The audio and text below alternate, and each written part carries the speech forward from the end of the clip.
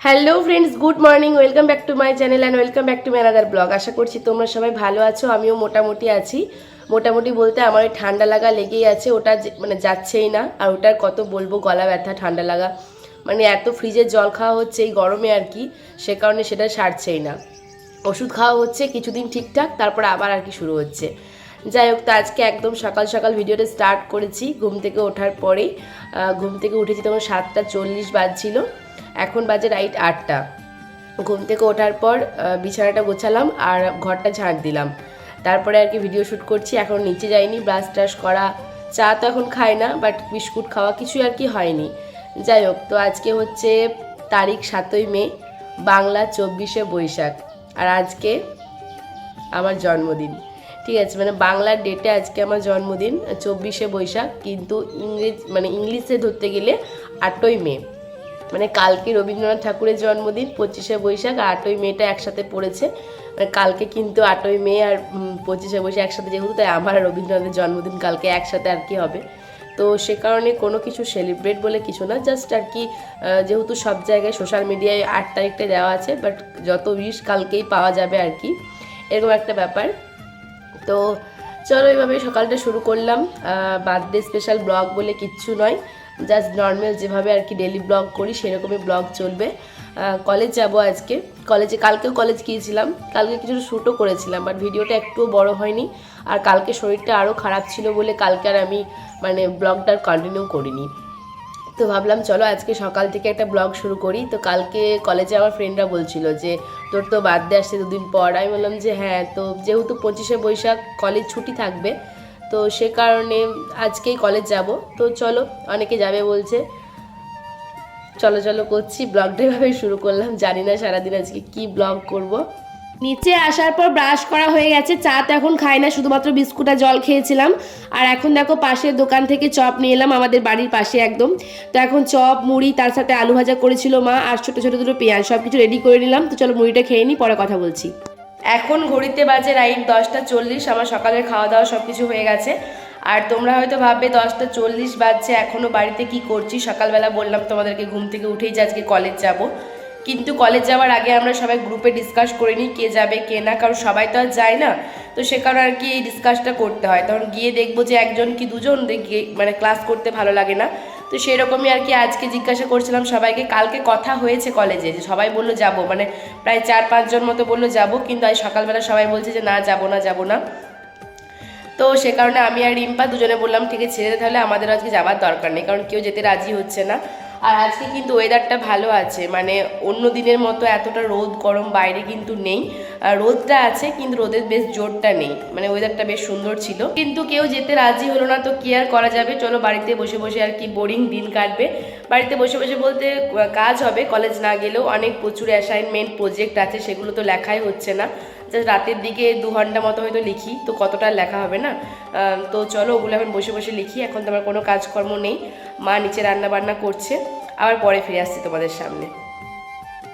ঘড়িতে বাজে এখন দুপুর 12:30। তো এখন দেখো আমি স্নান টান করে চলে এসেছি, আর এতক্ষণ ধরে অ্যাসাইনমেন্টে 4 থেকে 5টা মতো পেজ আর কি লিখলাম, আর বেশি লেখা হয়নি। আর এতটা গরম টপ ফ্লোরে, এই দেখো ফ্যান চলছে, ফ্যান না চালিয়ে কিন্তু কথা বলতে পারবো না, জানি না আমার কথা তোমরা কতটা শুনতে পাবে। তো চলো এখন নিচে যাই, নিচে গিয়ে একটু পরে খাওয়া দাওয়া করবো। এখন 12:30 বাজে, ওই 12:45-এর দিক করে আর কি খাওয়া দাওয়া করে নেবো। চলো তারপর ওখানে নিচে গিয়ে আবার দেখা হচ্ছে খাবার টেবিলে। এখন দুপুরে খাবার নিয়ে বসে পড়েছি, ভাত ঘি নিয়েছি, তার সাথে আলু ভাজা, উচ্ছে আলু ভেজেছিল, তো শুধুমাত্র আলুগুলো আমি নিয়েছি। আর ইঁচড়ের সবজি নিয়েছি, আর মাছ ভাজা নিয়েছি। মাছের টকটা আমি খাইনি, আমার শুকনো শুকনো ভাত খেতে ইচ্ছা করছিল, তাই আর কি মাছের টকটা আমি নিয়ে ভাজা খেয়েছিলাম। আর খাবার পর দেখো এই যে আমার বড় মাসি এখন কুমড়ো ফুলের বড়া দিয়ে গেল, তো বসে বসে খাচ্ছিলাম এখন। গুড আফটারনুন ফ্রেন্ডস, এখন বাজে বিকাল 5:20। তো দেখো ঘুম থেকে ওঠার পর আমি এখন রেডি হয়ে গেছি, এখন যাবো আর কি হাঁটতে। আর এখন একটা লেট করে হাঁটতে যাই, যেহেতু প্রচণ্ড রোদ থাকে বাইরে আর কি, 5:45-এর পর আমরা হাঁটতে বেরোই। কিন্তু আজকে একটু তাড়াতাড়ি বেরিয়ে যাচ্ছি, কারণ বললামই তো সকাল থেকে যে আজকে ওয়েদারটা খুব একটা রোদের আর কি জোর নেই, রোদ আজকে চলে গেছে। তো চলো বেরিয়ে পড়ি। আজকে কতটা তাড়াতাড়ি হাঁটতে বেরিয়েছিলাম, কিন্তু এসে পরে দেখি বৌদি বাড়িতে নেই, বাস স্ট্যান্ড চলে গেছে, আমাকে বলেও যায়নি। তাই আসার পর আর কি বড় মার মেজো মার সাথে ওই ঘরে বসে বসে গল্প করছিলাম আমার জেঠুদের বাড়িতে, দিদিদেরকে ফোন করেছিলাম। তারপর এখন দেখো বৌদি এলো 6টার পর, তখন আমরা হাঁটতে এলাম। তো বৌদি বলছে ভিডিওতে বলবে যে আমরা ঘুরে আসছি তাই সন্ধে হয়ে গেল। আমি বললাম যে না, অরিজিনাল কথাটাই বলবো, কেন মিথ্যা কথা বলবো, তুমি লেট করেছো আমি সেটাই ভিডিওতে বলবো। তো এরকমই আর কি বলছিলাম। যাই হোক, তো আজকে যেহেতু একটু লেট হয়ে গিয়েছিলো তাই দেখো আমরা বেশি দূর যাইনি, আমরা আশ্রম থেকে কিন্তু ঘুরে বাড়ি চলে গিয়েছিলাম। আর এখন এই সন্ধ্যার সময় এত সুন্দর ঠান্ডা ঠান্ডা আবহাওয়া, মানে বাড়ি আসতে ইচ্ছা করছিল না। যাই হোক, তো আসার সময় দেখো এখানে দরবারে কালী মন্দিরে একটা আর কি ঠেলা গাড়ি বসে, অনেক রকম তেলে ভাজা বিক্রি করে। তো এখান থেকে আমি এখন ব্রেড চপ অর্ডার দিলাম, আমি বাড়িতে নিয়ে যাব মা ভাইয়ের জন্য। আর তাছাড়া এখানে আর কি বৌদিকে, বড় মাকে, মেজো মাকে সবাইকে দেবো, মানে ছোট্ট করে একটু বার্থডে ট্রিট আর কি। যাই হোক, তো চলো বাড়িতে গিয়ে আবার কথা বলছি। তো বন্ধুরা দেখতে পাচ্ছ আমি বাড়িতে চলে এসেছি, প্রায় 1-1.5 ঘন্টা আগে আর কি চলে এসেছি। তো এতক্ষণ নিচেই ছিলাম, নিচে এসে মায়ের সাথে কথা বলছিলাম আর ব্রেড চপগুলো এনেছিলাম সেগুলো খাওয়া দাওয়া আর কি হলো।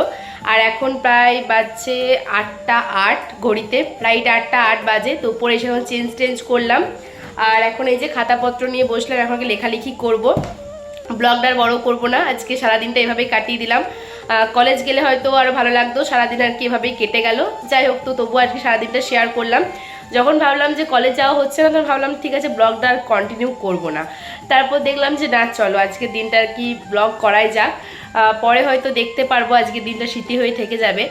যতদূর সম্ভব বলতে, যতদূর নয় এটাই ফাইনাল, মানে বিয়ের আগে এটাই আমার লাস্ট জন্মদিন। আর আজকে 24শে বৈশাখ, এই ডেটটা কিন্তু আমার অনেকেই জানে না, শুধু বাড়ির মানুষজনগুলো জানে। তাছাড়া আর কি সবাই 8ই মে এটাই আর কি জানে, কালকে যেটা পড়েছে আর কি ডেটটা। যাই হোক, আজকে 7 তারিখ। তো যারা আর কি বাড়িতে মানে বাড়ি কয়েকজন জানে, আমার মেজদি ফোন করেছিল, উইশ করলো। তারপর দুবরাজপুরে দিদি, একটা ভাইপো ভাইজি সবাই কিন্তু উইশ করেছে। আর জন্মদিনের দিনে কিন্তু গিফট না হোক, উইশ পেতে প্রচণ্ড ভালো লাগে, তাই না?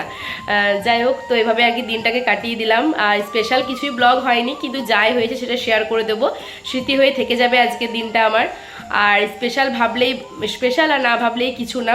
এখন তো আর বাচ্চা নেই যে আর কি বায়না করব, কান্নাকাটি করব, এইসব কোনো ব্যাপার নেই। কারণ এটা হচ্ছে আমার 22তম জন্মদিন। অনেকে হয়তো মানে বয়সটা বলতে চায় না, বাট আমার কোনো প্রবলেম নেই, এটা আমার আজকে 22তম জন্মদিন, 8/5/2002, এটাই হচ্ছে আমার ডেট অফ বার্থ। তো এইভাবে আর কি তোমরা আশীর্বাদ করো আমাকে, যেন আমি এইভাবে সুস্থ সবল থাকতে পারি, অনেক দূর এগিয়ে যেতে পারি তোমাদের ভালোবাসায়। তোমরা আমাকে আশীর্বাদ করবে, আর এত মানুষের ভালোবাসা আশীর্বাদ এটাই আর কি প্রয়োজন, আর কিছু দরকার নেই আমার আজকের দিনটাই।